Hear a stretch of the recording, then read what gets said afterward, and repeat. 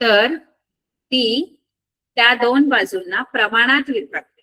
म्हणजे काय बघा, जर असं दिलंय ना आपल्याला, दिलंय काय, जर रेषा एम समांतर बाजू एसी, म्हणजे ही जी एम आहे ती एसी ला समांतर आहे आणि ती जी एम रेषा आहे ती बीसी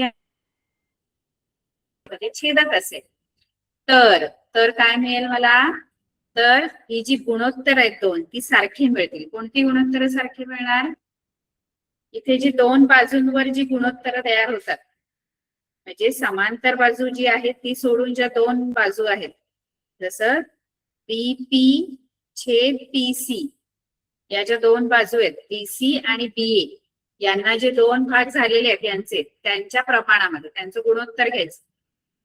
म्हणजे बीपी छेद पीसी बरोबर काय येणार,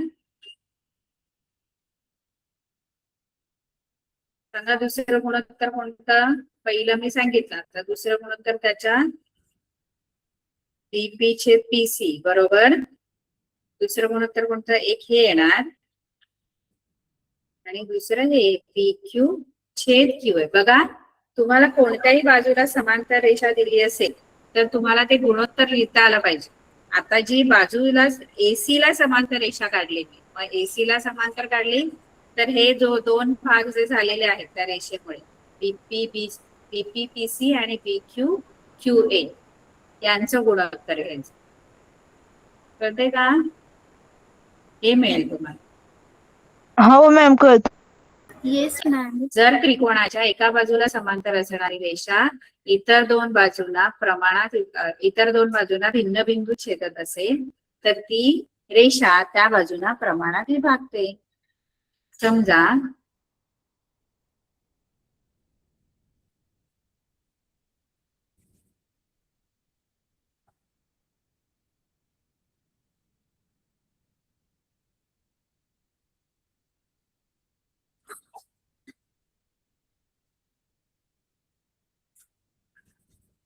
इथे समजा ही एसी जी आहे, बाजू एसी किंवा रेषा एसी, रेख एसी समांतर बाजू एल एम असा हे दिलेलं आहे की एसी जी आहे ही ती एल एम ला समांतर आहे.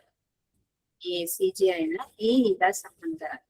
तर कोणती दोन गुणोत्तर सारखी मिळणार तुम्हाला, इथे दोन गुणोत्तर कोणती सारखी मिळणार बघा, ही एल एम ला समांतर आहे आणि एल एन आणि एम एन यांना ती ए आणि सी बिंदूत छेदते. तर याचा अर्थ कोणती दोन गुणोत्तर सारखी मिळते, गुणोत्तर लिहिता आली पाहिजे. बघा, जिला ती समांतर आहे ना ती बाजू सोडून दुसऱ्या ज्या दोन बाजू आहेत, जसं ही जी एसी आहे ती एल एम ला समांतर आहे, मग इतर दोन बाजू कोणत्या आहेत, त्रिकोणाच्या उरलेल्या बाजू कोणत्या आहेत, दोन बाजू एल एम ला, एसी एल एम ला समांतर आहे. उरलेल्या बाजू कोणत्या आहेत, दुसऱ्या दोन त्रिकोणाच्या, त्रिकोण एल एम एन आहे आपला, त्रिकोण एल एम एन मध्ये दिलेला आहे आपल्याला एल एम एन. जर एल एम ला ही एसी समांतर आहे तर दोन बाजू उरल्या एल एन आणि एम एन, त्याचे दोन जे भाग होतात, एल एन चे कोणते दोन भाग झाले बघा, एल एन चे भाग या रेषेमुळे एसी मुळे कोणते दोन भाग झाले,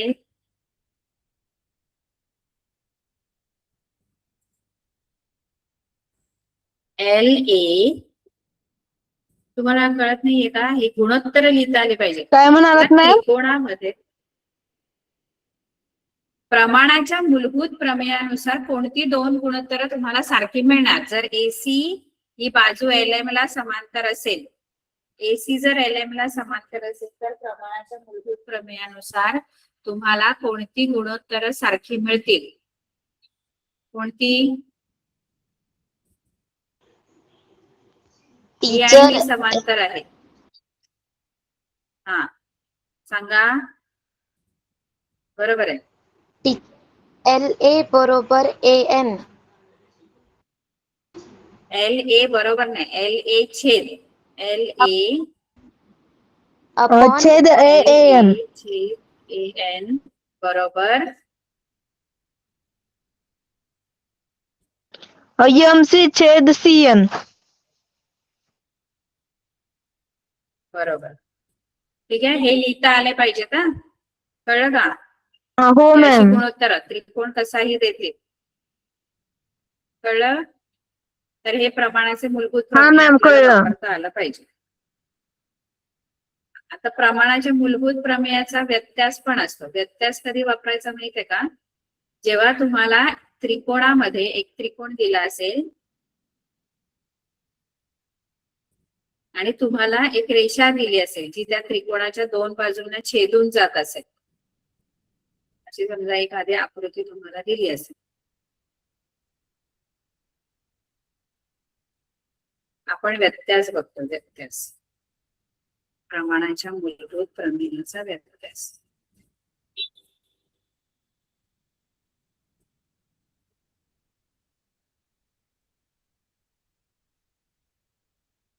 व्यत्यास काय सांगतो की एखादी रेषा आहे, समजा त्रिकोणामध्ये एखादी रेषा आहे है ना, ती जर रेषा या दोन बाजूंना जर प्रमाणात विभागत असेल, कोणत्या दोन बाजूंना, समजा हा त्रिकोण आहे ABC आणि ही रेषा आहे PQ, ही AB आणि AC ला जर प्रमाणात विभागते, म्हणजे जर तुम्हाला असं दिलं असेल APQC दिलं असेल, हे असेल उलट विधान असतं व्यत्यासमध्ये. आधी बघा, जर प्रमेयामध्ये जर मध्ये काय होतं, प्रमेयामध्ये जर मध्ये समांतर होती, AC ही LM ला समांतर होती, तर आपण हे लिहिलं. बरोबर आहे. आता जर ही दोन गुणोत्तर सारखी असतील तर आपण काय सांगू शकतो की ही जी PQ आहे ती BC ला, तर ही दोन गुणोत्तर समान मिळाली तर रेषा PQ ही बाजू BC ला समांतर असेल. समजते का? Yes ma'am. प्रमेयामध्ये जर ती रेषा त्रिकोणाच्या एका बाजूला समांतर असेल तर प्रमाणात विभागते, हे प्रमेय.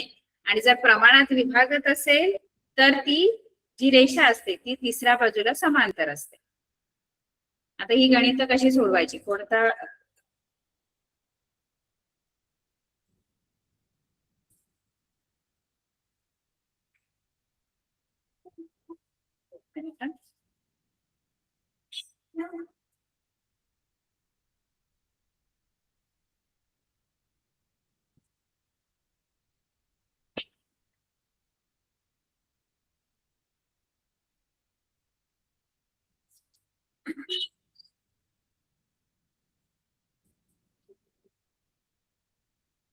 आपला -2 आहे.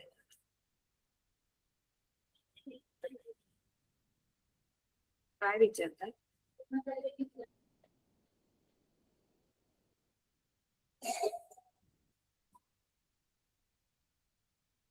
आम्हाला फोन करता म्हणजे बघा, आपण हे कुठे वापरायचं? पहिलं तर तुम्हाला हा दुसरा प्रश्न बघा काय आहे. स्क्रीन दिसते सर्वांना? हो मॅम, दिसते मॅम. हा दुसरा प्रश्न काय आहे बघा. जर त्रिकोण PQR मध्ये PM बरोबर 15 आहे, बघा हा जो PM आहे, बघा ही आकृती साधारण तशीच आहे जी आपण प्रमाणाच्या मूलभूत प्रमेयामध्ये वापरतो, तशी आकृती आहे. PM 15 आहे. PQ ही जी पूर्ण PQ आहे ती 25 आहे. पूर्ण PQ. पूर्ण PR जो आहे तो 20 आहे आणि NR जो आहे तो 8 आहे. तर रेषा NM, म्हणजे ही जी NM आहे, प्रश्न नीट बघा, NM ही RQ ला समांतर आहे का? कारण लिहा. आता ही NM RQ ला जर समांतर हवी असेल, म्हणजे असेल, आपल्याला सिद्ध करायचं की NM ही RQ ला समांतर आहे, हे जर आपल्याला दाखवायचंय तर प्रमाणाच्या मूलभूत प्रमेयाच्या व्यत्यासाचा वापर करायचा. व्यत्यास काय सांगतो आपल्याला की जर ही दोन गुणोत्तर सारखी असतील, कोणती दोन गुणोत्तर येणार इथे? गुणोत्तर सांगा कोणती मॅम PM छेद MQ बरोबर आहे ना मॅम? हा पीएम हा बरोबर पीएम छेद MQ छेद MQ आणि PN छेद NR. आणि दुसरं PN छेद NR. पीएन छेद NR. ही दोन गुणोत्तर हा बरोबर ही दोन गुणोत्तर तुम्ही वेगवेगळी शोधा म्हणजे हे गुणोत्तर शोधा किती येतं आणि हे गुणोत्तर शोधा वेगळं वेगळं किती येतं. दोन्ही गुणोत्तर जर तुम्हाला सारखी मिळाली पीएम छेद MQ शोधा पीएन छेद NR शोधा दोन्ही गुणोत्तर जर तुम्हाला सारखी मिळाली याचाच अर्थ प्रमेयाच्या मूलभूत प्रमेयाच्या व्यत्यासानुसार जर ती रेषा या बाजूने प्रमाण विभागात असेल तर NN ही RQ ला समांतर असणार. मॅम मी हे गणित सोडवलं आहे मी सांगू का कसं येते ते? हा सांगा. मॅम मी सोडवलं आहे सॉल्व्ह केलं आहे सांगू का आता?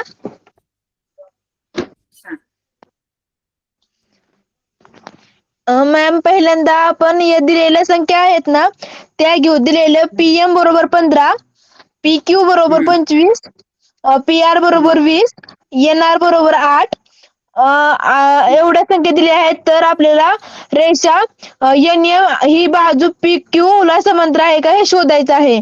म्हणून आपण इथे हा मॅम RQ ला सॉरी. मग मॅम मी माझ्या पद्धतीने सॉल्व्ह केलं तुम्हाला तसं सांगू का? हा सांगा.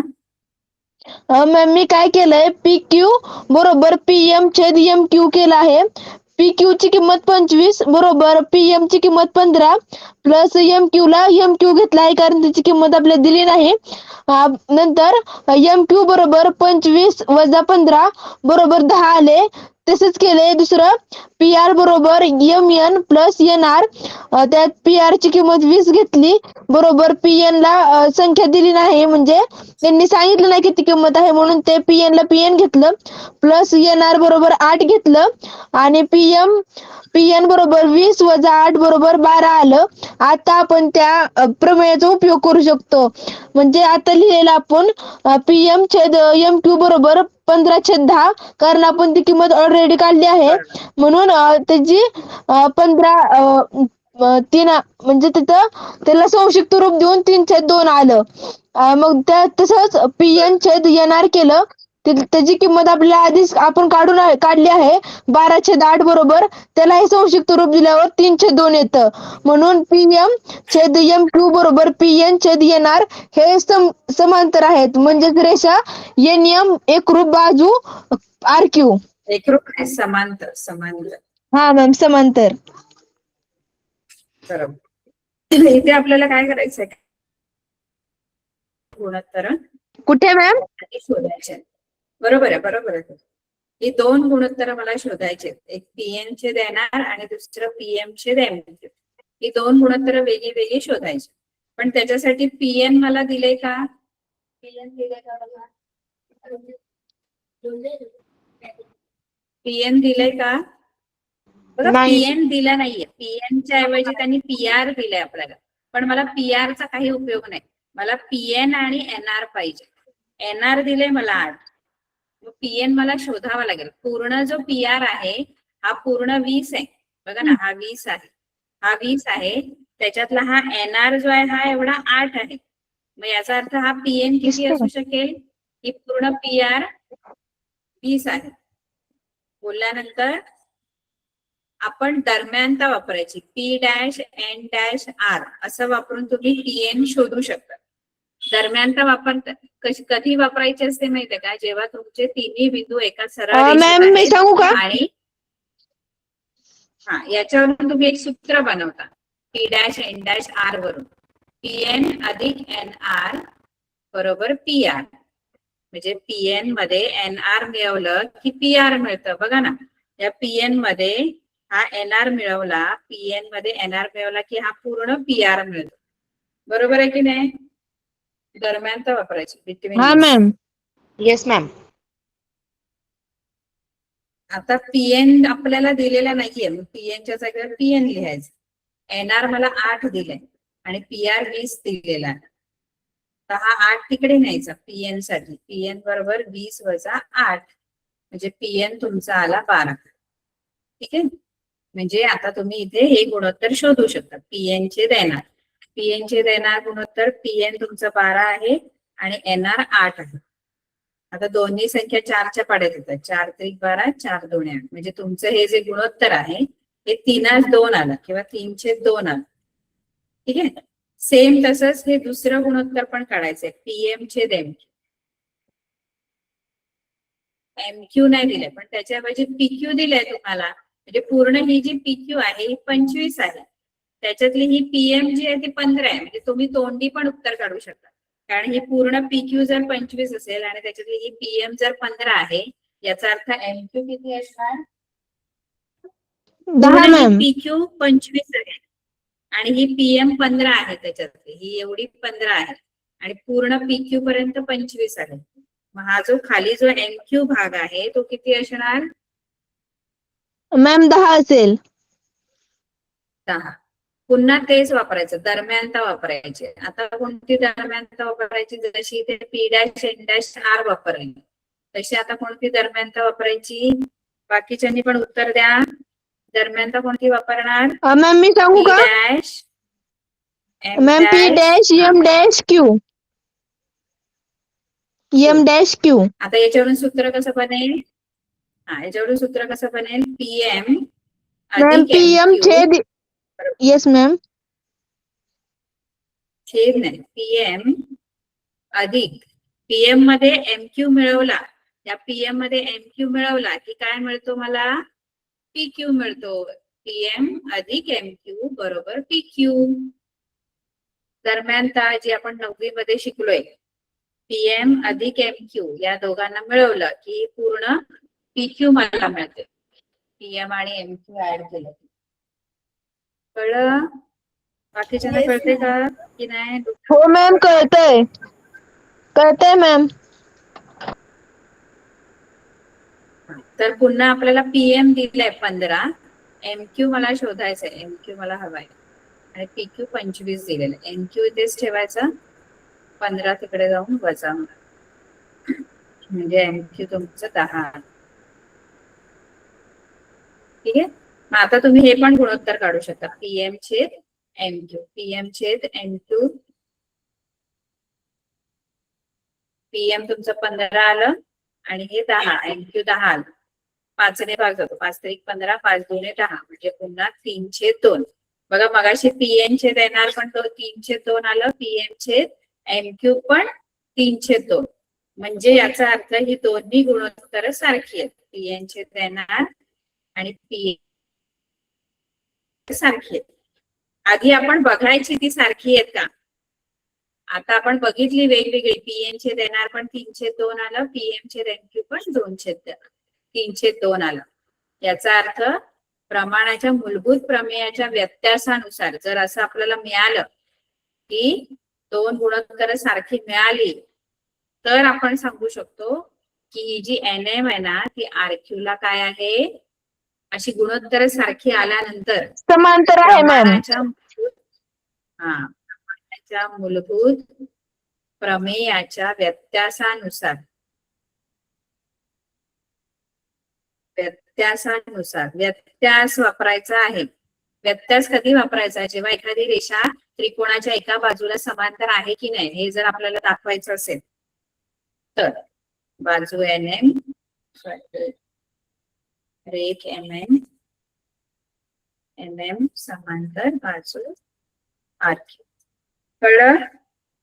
प्रमाणाच्या मूलभूत प्रमेयाच्या व्यत्यासानुसार. हो मॅम कळलं. बाकीच्यांना कळलं? आपण मॅम प्रमाणाचा समजले. मूलभूत प्रमेयाचा व्यत्यास वापरायचा. बाकीच्यांना कळलं का? Yes ma'am.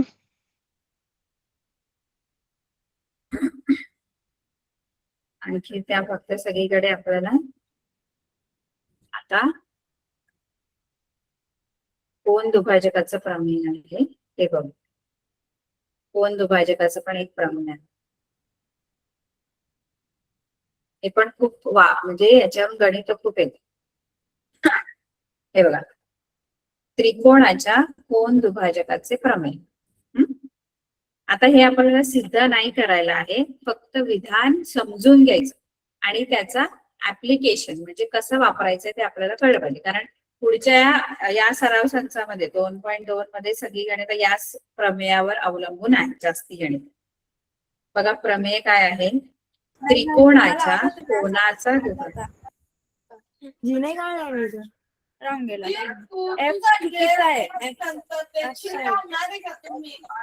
जसे तू काढले तसं मी लिहिलंय.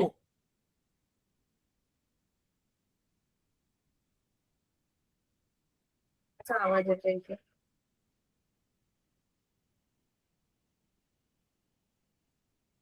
बघा कोनाचा दुभाजकाचे प्रमेय, त्रिकोणाच्या कोनाचा दुभाजक त्या कोनासमोरील बाजूला उरलेल्या बाजूंच्या लांबींच्या गुणोत्तरात विभाग.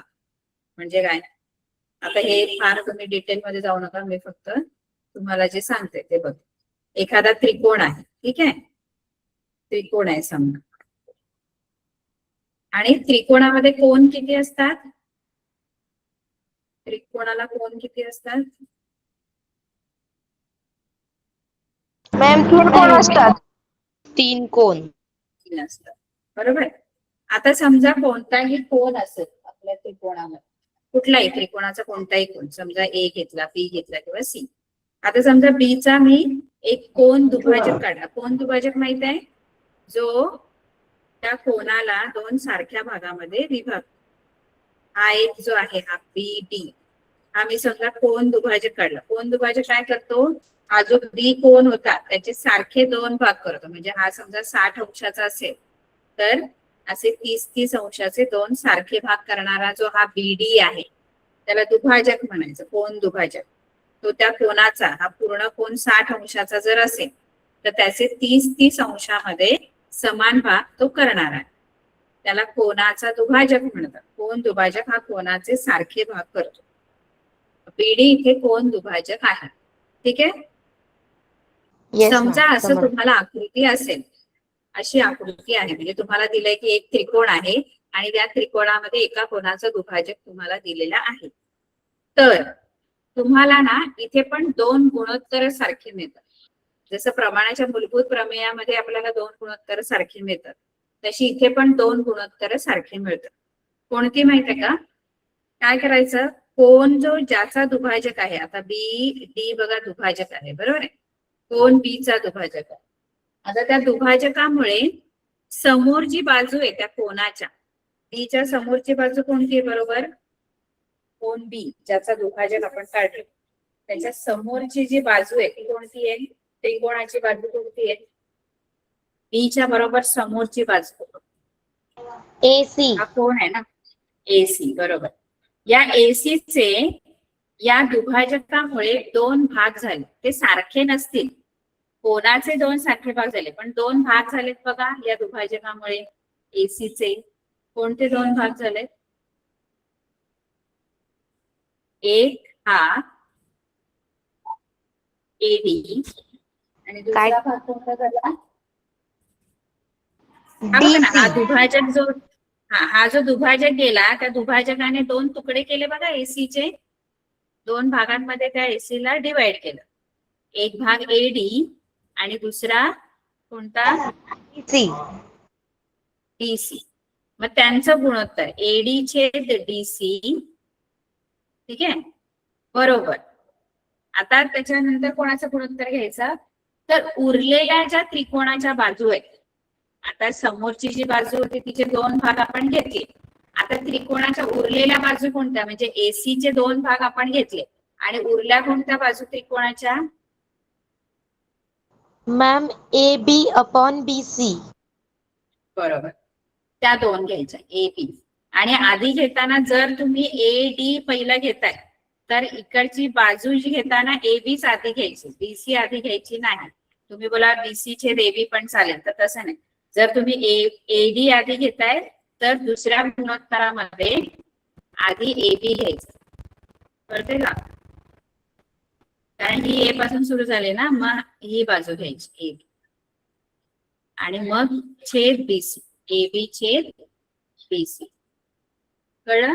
ही दोन गुणोत्तर तुम्हाला सारखी मिळतात. हो मॅम AB कळलंय. छेद BC बरोबर AB छेद BC. मग तुम्हाला कोणत्या पण कसा पण तुम्हाला त्रिकोणाचा दुभाजक असू दे. ठीक आहे. आता समजा असा मला दुभाजक दिला.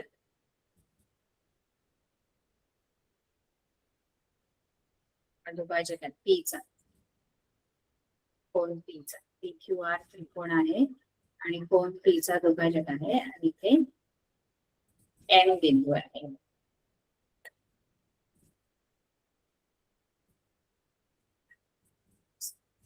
M PQR कोण P चा दुभाजक आहे हा PM. कोणती दोन गुणोत्तर सारखी नसतील तुम्हाला?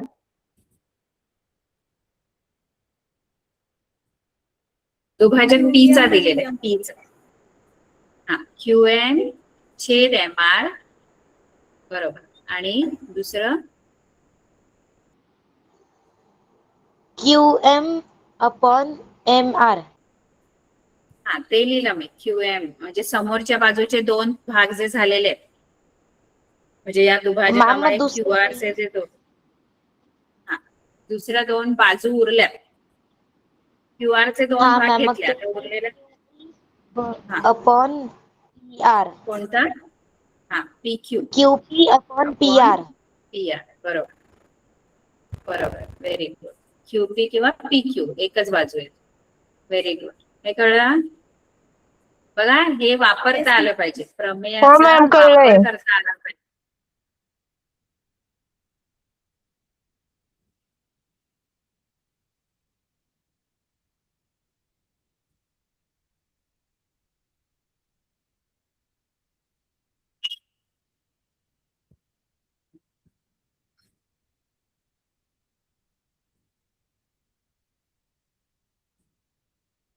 इथे कोणती गुणोत्तर सारखी येणार?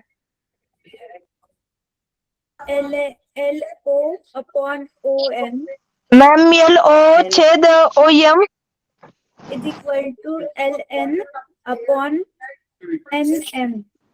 सर मॅम LN छेद MN. कळलं?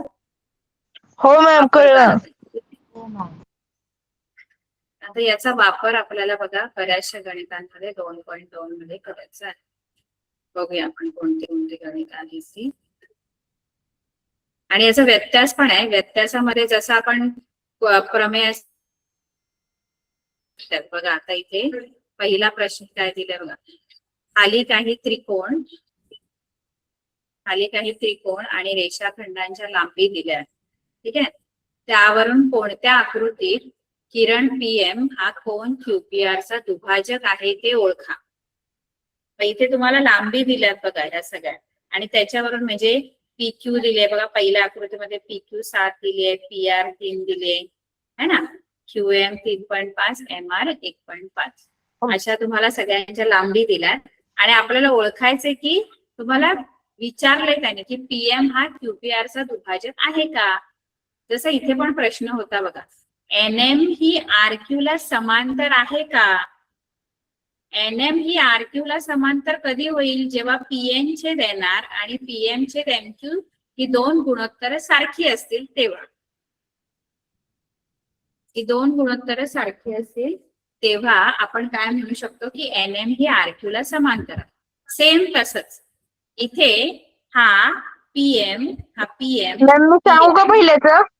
हा एक मिनिट मी सांगते आता. PM हा P चा दुभाजक आहे हे कसं ओळखू शकतो. दोन जी गुणोत्तर आपण शोधतो ती गुणोत्तर सारखी आहेत का बघा. आता इथे हा PM दुभाजक होण्यासाठी कोणती दोन गुणोत्तर सारखी असायला पाहिजे सांगा. कोणती दोन गुणोत्तर?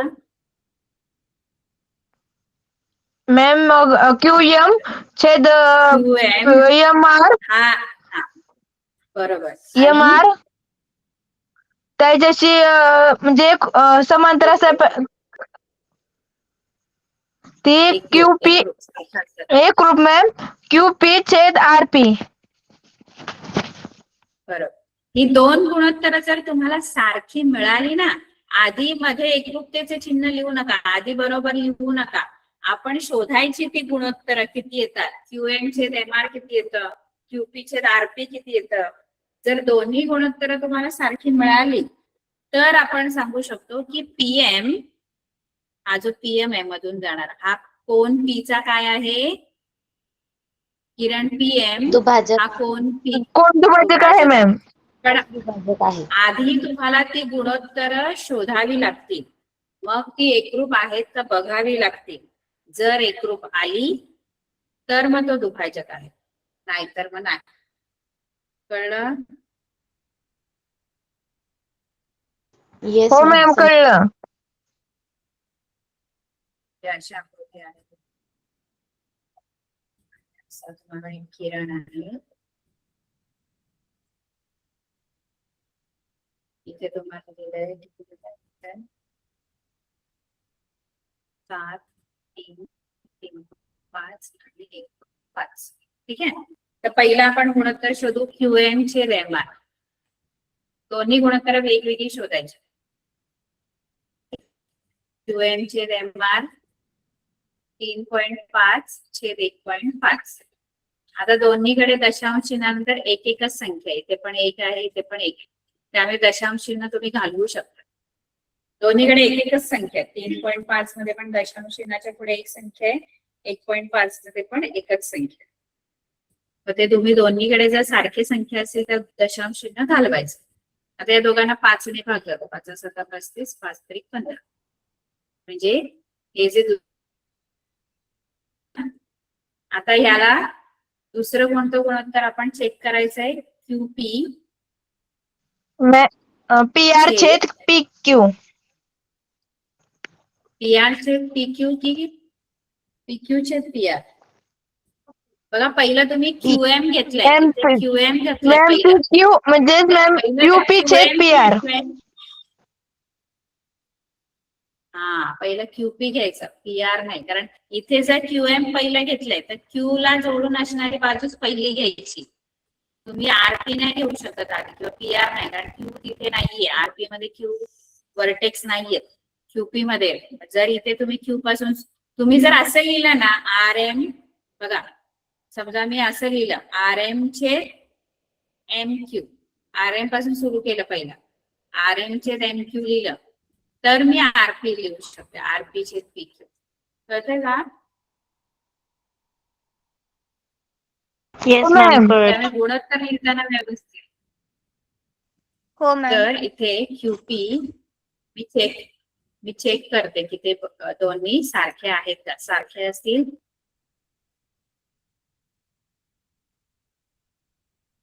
तर तो दुभाजक आहे.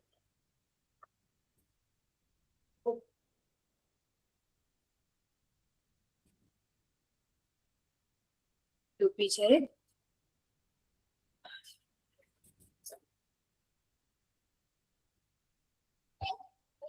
PR म्हणजे 7/3. 7 आहे QP आणि PR. म्हणजे हे पण 7/3 आलं, हे पण 7/3 आहे. म्हणजे दोन्ही गुणोत्तर सारखे. म्हणजे QM छेद MR बरोबर QP छेद PR.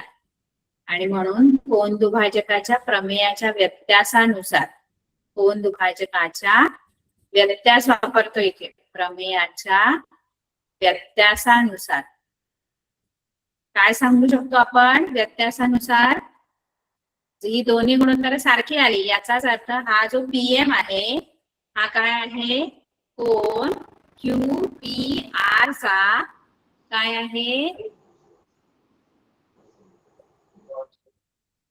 कोण दुभाजक आहे, दुभाजक आहे. कोण दुभाजक मॅम? मॅम कोण दुभाजक आहे? किरण PM हा कोन QPR चा दुभाजक आहे.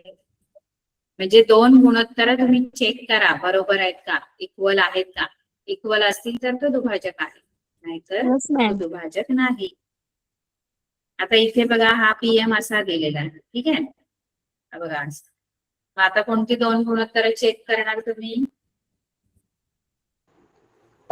टीचर PR आणि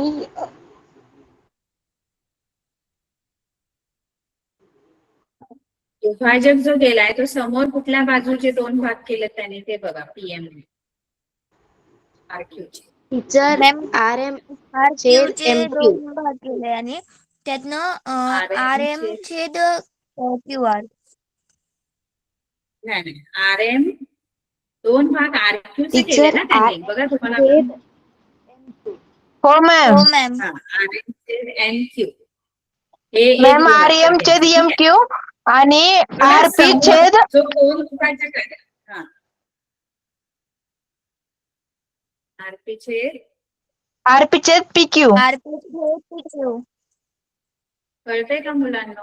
आर एम छेद एन हो क्यू मॅम कळतंय. जो समोर दुभाजक जो जातो समोर, तो समोर जाऊन समोरच्या बाजूचे जे दोन भाग करतो ते आधी घ्यायचे.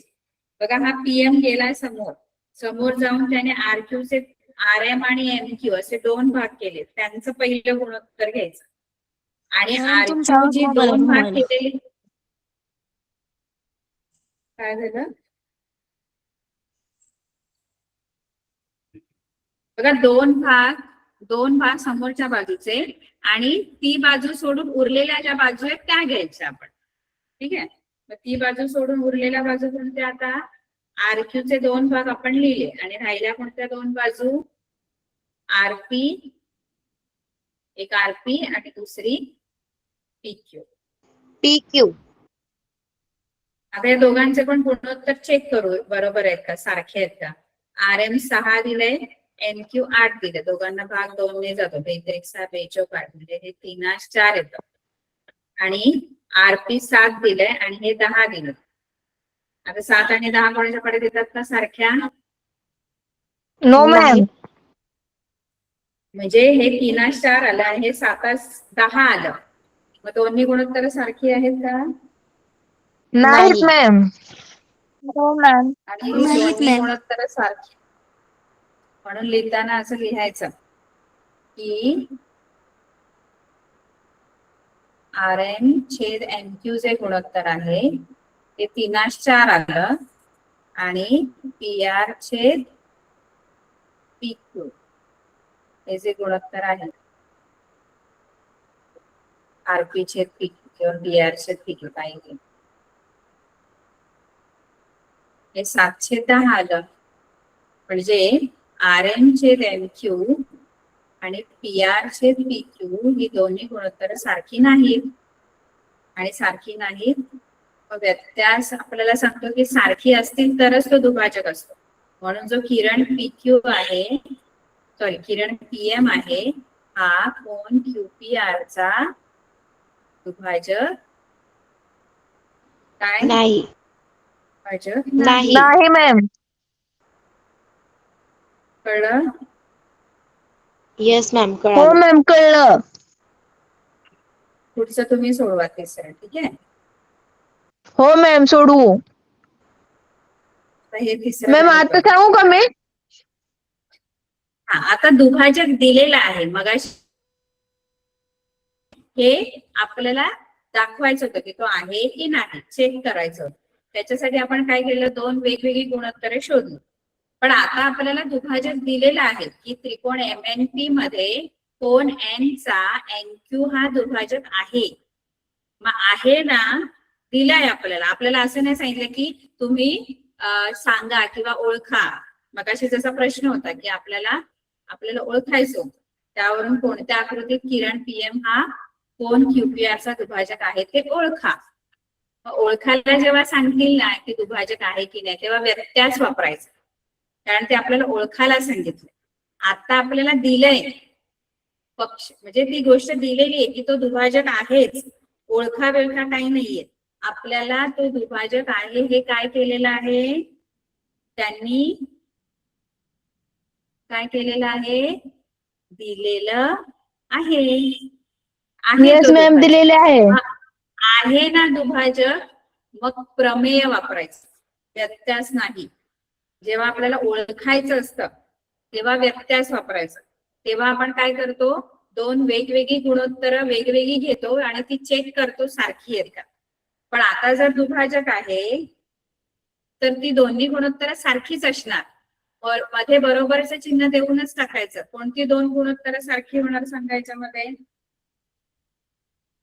वेगवेगळी गुणोत्तर काढायची गरज नाही, वेगवेगळी गुणोत्तर बघायची गरज नाही. दोन्ही गुणोत्तर सोबतच लिहायचे आणि मध्ये बरोबरचं चिन्ह द्यायचं. सांगा कोणती गुणोत्तर? हा एन जर दुभाजक आहे, मॅम कोण n ma'am P M M Q छेद क्यू पी याच्याशी एम एम एन छेद पी एन. आता बघा मी हा, बरोबरचं मॅम, चिन्ह पुढे? डायरेक्ट दिलं. हा बरोबर नाही काय रे मॅम, ते दुभाजक मुळात काय आहे. माहितीये का? हा दुभाजक इथे आहे लिहायचं मॅम, ते कोण आपल्याला दिलेलं आहे. दुभाजकाचे- नाही, याचं कारण घ्यायचं कोण दुभाजकाचे प्रमेय. कळलं का? डायरेक्ट बरोबरचं Yes. चिन्ह मध्ये हो, देऊन टाकायचं. मॅम. वेगवेगळी गुणोत्तर आपल्याला तपासायची गरज नाही की दोन्ही सारखी आहेत की नाही. हे तपासायची ती सारखीच असणार, कारण तो कोण दुभाजक दिलेला आहे. जेव्हा आपल्याला ओळखायचं असतं तेव्हा आपण वेगवेगळी चेक करतो गुणोत्तर सारखी आहेत, आणि जर सारखी झाली तर मग आपण लिहितो की तो कोण दुभाजक आहे. कळलं का? प्रमेय आणि व्यत्यास. हो मॅम, कळलंय. MQ बघा, MQ 2.5 दिलेला आहे. QP तुम्हाला शोधायचा आहे. QP च्या जागी QP लिहा. MN 5 दिलाय, PN 7 दिलाय. तिरकस गुणाकार करायचे. 5 गुणिले QP बरोबर 7 गुणिले 2.5. हे माहित आहे ना तिरकस गुणाकार करायचं? तिरकस गुणाकार गुणोत्तर सारखे आहे त्यामुळे तिरकस गुणाकार.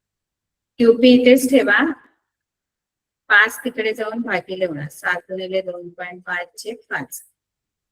या दोघांचा गुणाकार केला 35. 17.5 चे 5. 5 ने भागा. 5 3 15, 5 25. 3.5 आलं QP तुमचं. कळलं? Yes ma'am. हो मॅम, कळलंय. आता अशी खूप सारी गणित आहेत. हे बघा, हे पण 4थं 5वं आपण नंतर बघू. 6वं बघा तसंच गणित आहे. हा NQ जो आहे, इथे 2 गोल दिले, त्याचा अर्थ हा काय आहे? NQ दोन्ही सारखे कोण झालेले आहेत, याचा अर्थ NQ काय आहे? दुभाजक आहे. कोण N चा दुभाजक आहे. कारण बघा 2 सारखे कोण तयार झाले तिथे, याचा अर्थ हो NQ हा मॅम. दुभाजक आहे. मग कोणती दोन गुणोत्तर सारखी होणार? मॅम एम क्यू छेद क्यू पी याच्या बरोबर एम एन छेद पी एन. NQ. दुसरं कोणीतरी सांगा. बरोबर आहे. मॅम, मी सांगू का पूजा? हा सांगा. Ma'am M M N M N M Q छेद क्यू पी बरोबर एम एन छेद पी एन. बरोबर. ठीक आहे, बरोबर आहे ना? येस मॅम, बरोबर आहे. NQ छेद QP बरोबर MN छेद NP. आता याच्यामध्ये किमती टाका. बघा, MN दिलंय 25, मग सारखंच आहे. NQ 14 दिलंय. QP शोधायचंय, तिरकस गुणाकार करा. मगाशी जसं QP शोधलं आपण हो मॅम. तसंच तिरकस गुणाकार करा. ठीक आहे. Okay ma'am. त्यानंतर सेम हे पण गणित तसंच आहे. कोणतं? 8वं. बघा, त्रिकोण LMN मध्ये किरण MT, म्हणजे हा MT जो आहे हा कोण LMN चा दुभाजक आहे. LMN चा दुभाजक आहे याचा. आणि लांबी दिलेले आहेत. LM दिले, MN दिले, TN दिले, आणि LT शोधायचं. कोणती दोन गुणोत्तर आहे ते? दुसरं कोणीतरी सांगा उत्तर. कोणती दोन गुणोत्तर मॅम, मी सांगू का पूजा? परत दुसरं कोणीतरी सांगा. आता दुसरं कोणीतरी सांगा.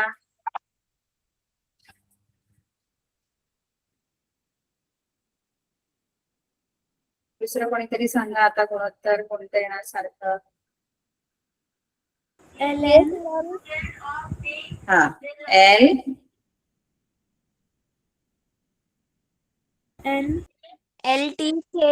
LT छेद TN बरोबर.